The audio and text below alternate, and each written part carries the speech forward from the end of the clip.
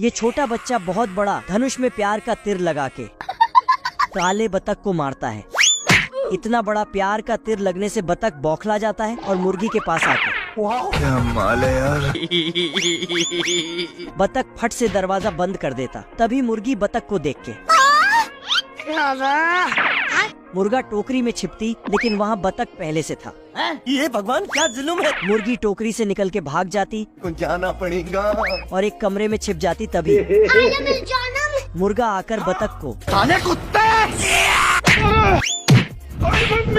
बतख हाथ पैर जोड़ के मुर्गे से माफी मांगता है। मुर्गा उसे माफ कर देता तो बतख वहाँ से चला जाता। बड़े खतरनाक लोग हैं। तभी ये हरामी बच्चा बतख को फिर से प्यार का तीर मार देता, जिसके बाद बतख तो नप्पी के स्पीड से जाके बाबू मुर्गा मुर्गी के बीच। ओ भाई ये क्या है। बतख ने केवल अपने घोंसले को साफ किया था, परंतु उनका अंडा घोंसले से लुढ़क कर नीचे गिर जाता है और जाके मगरमच्छ के अंडे में मिल जाता है। अरे क्या क्या करूं मैं इसका।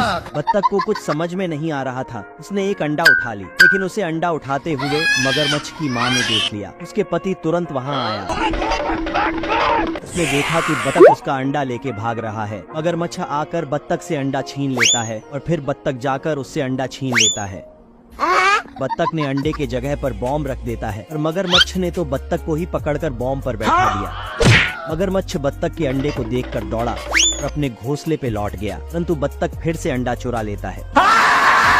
मगरमच्छ को गुस्सा आ जाता है और बत्तख को ही निगल जाता है, परंतु उसे 1 इंच भी डर नहीं लगा। उसने अपनी बंदूक निकाला और अंडे पर रखकर तेरा क्या होगा कालिया। इसी मौका का फायदा उठा के बत्तख अंडा लेकर भाग ही रहा था। तभी मगरमच्छ उसे हवा में उछाल देता है और मगरमच्छ अंडे को पकड़ लेता है।